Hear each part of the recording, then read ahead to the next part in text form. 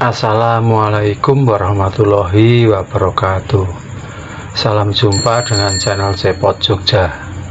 Sederhana dan mudah dipahami.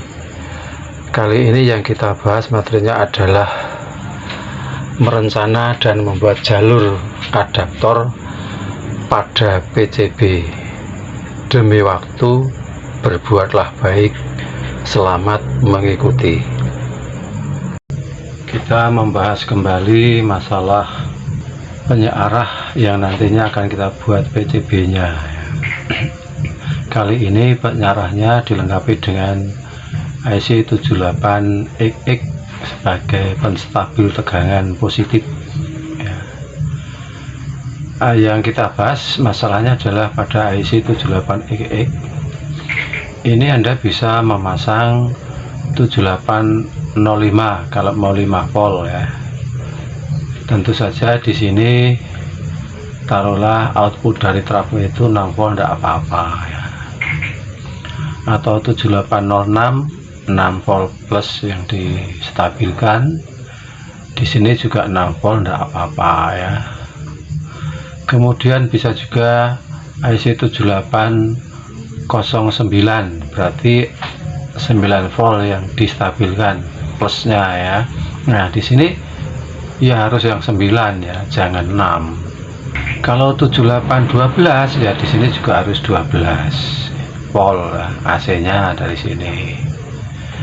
Tapi ya jangan sampai di sini AC-nya 12 volt terus ini dipasang 7806. Nanti perbedaan tegangannya terlalu jauh sehingga di sini panas ya. Jadi seperti itu. Karena masalah penyearannya tidak masalah ya, yang penting penstabil di sini ya sesuai dengan tegangan yang di sini supaya stabil saja ya. Kemudian IC ini kalau dalam perencanaan silahkan diletakkan di pinggir karena dia butuh heatsink atau pendingin ya.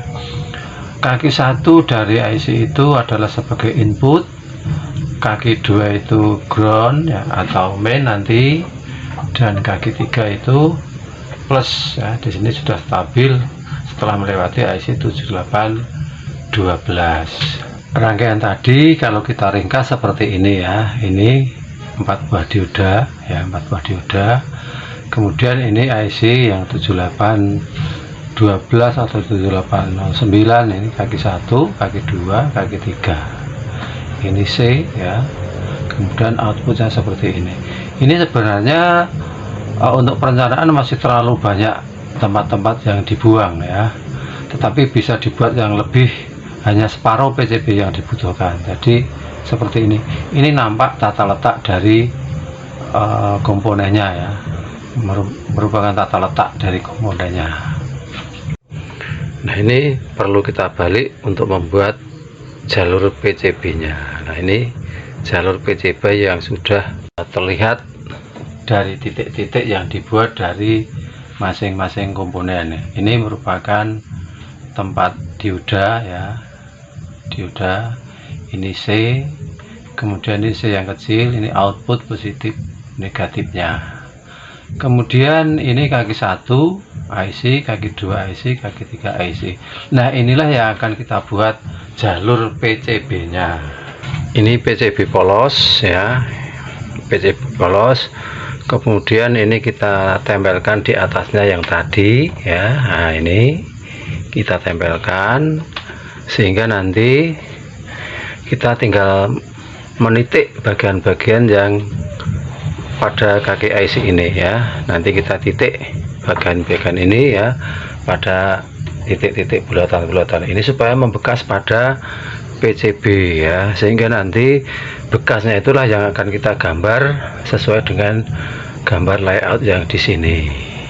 Ini kita coba kita kasih titik atau pakai penitik untuk membuat bekas pada PCB ya. Ini penitiknya ya, hanya paku biasa ya. Nah masing-masing lubang harus kita kasih titik supaya membekas pada PCB nya ya. Ini posisinya harus di tengah-tengah bulatan.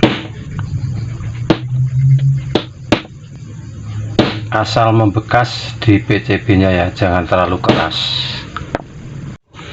Ini nampak ya, bekas titik-titik tadi tidak terlalu dalam tetapi jelas. Nah, nanti setiap titik itu akan kita buat lingkaran menggunakan mal, dan masing-masing lingkaran akan kita hubungkan ya dengan satu yang lainnya.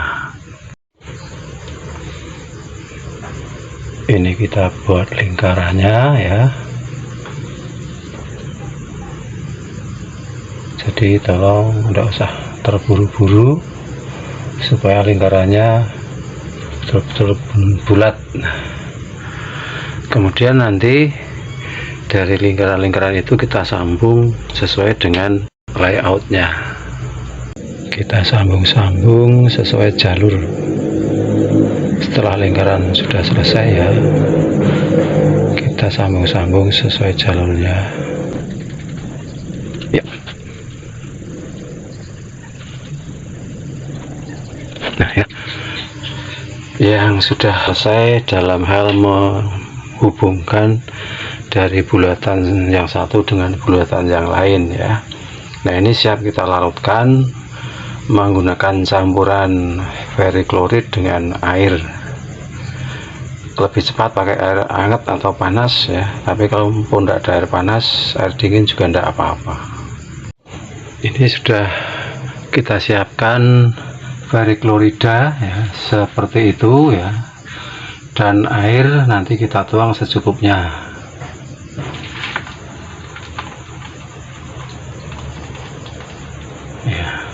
Tidak perlu banyak-banyak ya.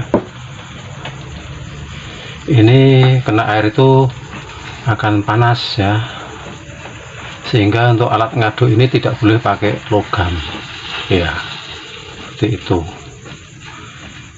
Ditunggu supaya semuanya cair dulu, kemudian nanti untuk PCB nya baru kita masukkan pelan-pelan.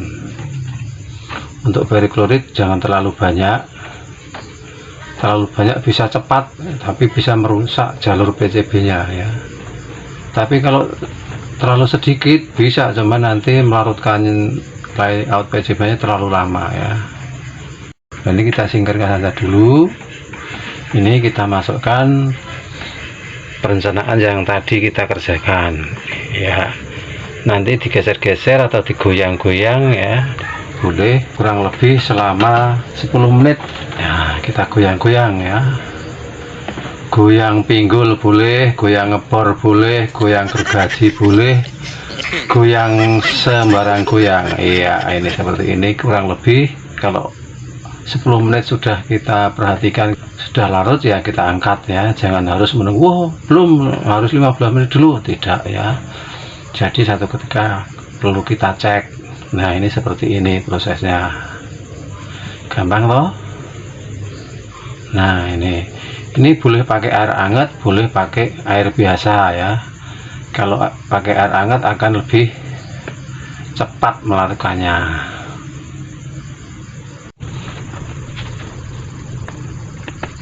Nah, kurang sedikit ya, kurang sedikit.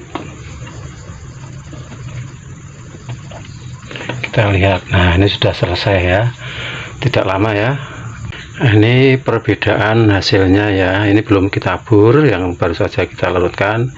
Ini yang kemarin ya, hasilnya terlalu lama atau ini spidolnya kurang bagus, jadi hasilnya seperti ini, jauh ya. Nah, ini nanti tinggal kita bur, sudah jadi, dan dilapisi dengan gontorukem. Sudah kita siapkan burnya. Yang kemarin pesan di Gareng Elektronik ternyata bisa dipakai ya. Nah, itu. Nah,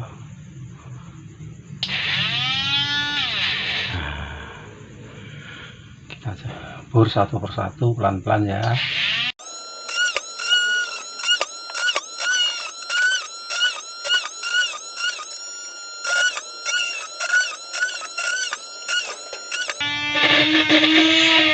Harus tegak lurus. Nah, ternyata udah selesai ya. Nih, udah selesai. Tinggal kita lapisi dengan gontorukem ya. Gontorukem itu sendiri dengan thinner ya, thinner yang tujuannya untuk menutup galur tembaganya supaya tidak mudah kusam atau korosi, dan untuk mempermudah penyoldiran nantinya. Jadi ini bagian PCB nya juga saya gambari ya. Ini namanya tata letak komponen ya, tata letak komponen untuk perencanaan seperti ini. Sekarang ini yang jadi ya. Nah, nanti tinggal masang komponen ya sama dengan yang digambar itu ya. Nah, sekarang akan kita lapisi dengan gontorukem yang sudah kita siapkan. Untuk melapisi tidak perlu tebal-tebal ya. Iya.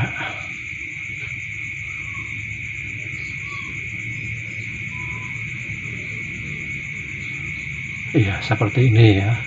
Untuk menutup tembaga supaya tidak mudah korosi. Nah, hasilnya terlihat seperti ini ya. Tinggal memasang komponen ya. Nah, seperti inilah proses pembuatan layar PCB ya. Tidak ada yang sulit, cuman di sini ukurannya masih terlalu besar ini ya, banyak tempat yang terbuang ya. Ternyata mudah ya membuat PCB itu. Buset ya, gampang sekali gitu loh.